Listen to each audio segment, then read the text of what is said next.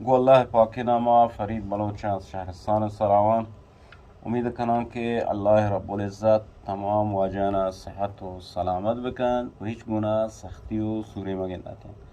عید سعید فطر به تمام مسلمانان جهان تبریک عرض کنم و دعا کنیم که الله رب العزت طاعت عبادت پاکی مسلمانان به درگاه قبول بکن و مورد مغفرتش قرار بدن. دوستان بزرگوار، بر حسب درخواست دوستان مجدد تقاضاش کردم ما کلیپ در مورد سرود سازکنک مجدد یک کلیپ بگیرین که دوستان جوز کنیم پچی مثلا به سرود سازنه و حروف سبز نبین. قبلا توضیح داتا ولی شاید تا ذهن دوستان رفته. دوستان بزرگوار، اولین چیز ته سرود، مهمترین چیز سیمان بندگه، تاران بندگه. زمانی که این تار شما زدنیت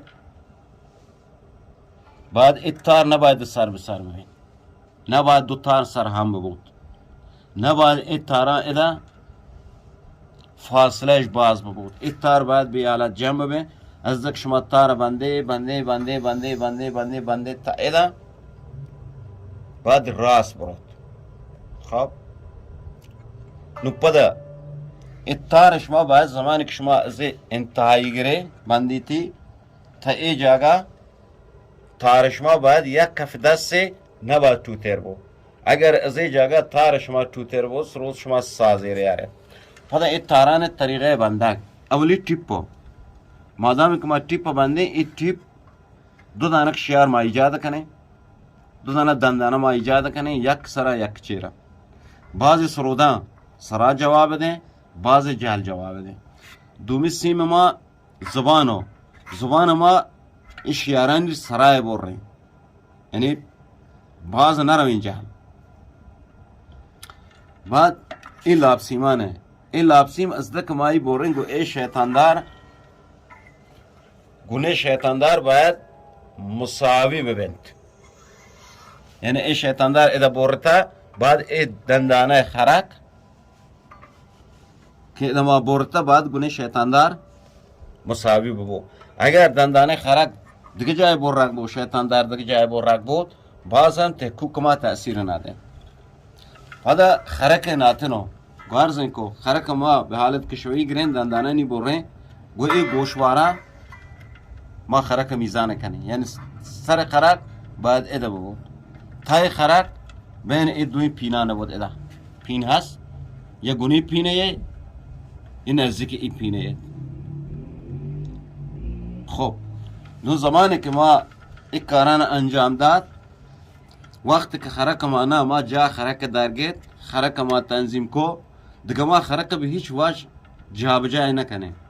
سروز یک سازیو حداقل 6 ماه طول کشید تا این خرک سری پوست منندید. 6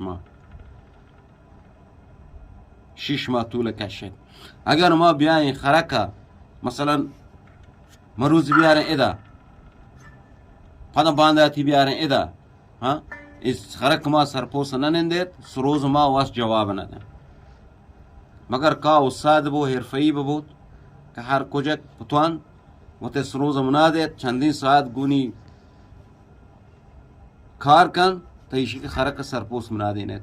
پس خرک شما کجا که جوابی ده هما جاگاهی هلید و هر سروز یا خرکی و یا سروز چوین خرک و یا که قسانی خرک و یا که کناری سر جواب دن یا که تودی جواب دن یا که جکی سر جواب دن. دیگه دارا مختلفه، هر داری سر یک پوسه جواب دن. پدا بعضی سرودان ای پوسان پوسه پسن پوس بوزه سیاه پس یا اسپ پس ای پوس جواب ندن. بعد پوسه آهوگه بود یا سیدی پوس بود. ای پوس مخصوص سرودو. پدا ای پوس هم چپ و راست هست. آ جگه که مودانیه سرای بو و تار پودی ها. اذا که مودان مثلا دیمانش بالا دی که پوس ما هنچ بنده برعکسی نبنده که مودان جهل ببه.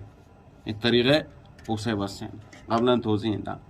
نو پدا اگر یادتون می گروهکان سروز گروهک شل بوده ما چون بکنه که می سروز گروهکان ایدا بوسن مثلا پیچ و توارتا نو ما هر کاری کنه پیچ ما وطن نداره سازی ریاره ایدا ما چون بکنه دنگرین یک تک پوس از پوس پوس آهوی یک تکه نم کنه دری کنه آبی و چند یک ذره چسب قطره‌ای جنه تشیاری مانده تشیاری مانده و یک چیز زور ده ایشی چون کن و تا گرت تحمی سوراخ پیچ مان کنه کوکی کنه دیگه ایشی پیچ نیلک شول بود دیگه چسبی نجنه براده ایمان نکنه پچه اگر ما مثلا سوراخ بیان تنگ بکنین و پیچ ما پشار بدین گراد سروده ترکه یک لایه پوست چسب جنه ته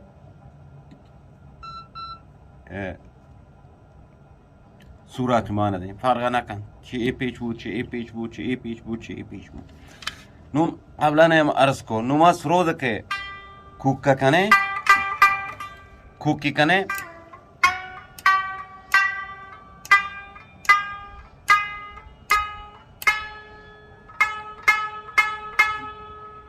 یک آوازه سباکین ویل کن زمان کوک بود زمان که یا سروده ما کوک کو ای آوازه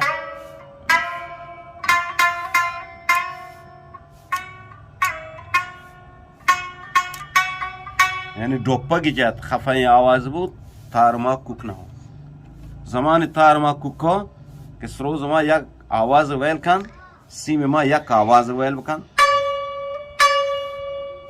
یعنی حالت ارتعاش ببو نو الان سیم ما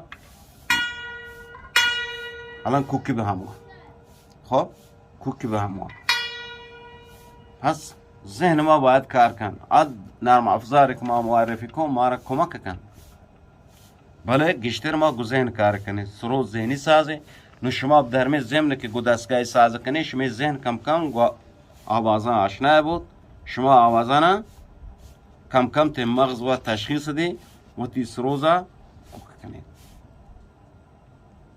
طریقه کلن سرود کوک کنن انچو که ارزم که اول ای خرک کو بعد ای تارانه خرک شما برابر بود تاران شما برابر بوده خرک جاب جا مکنی قهت بیغین سروز شما سازه بود امید کنم که یک کسانی کلیپ مورد پسند قرار بگیرید بر حسب نیاز دوستان که باز درخواستش کرده این کلیپ ما مجدد برای دوستان توضیح داد تا ایشی که اگر دوست متوجه نه هو متوجه بگو الله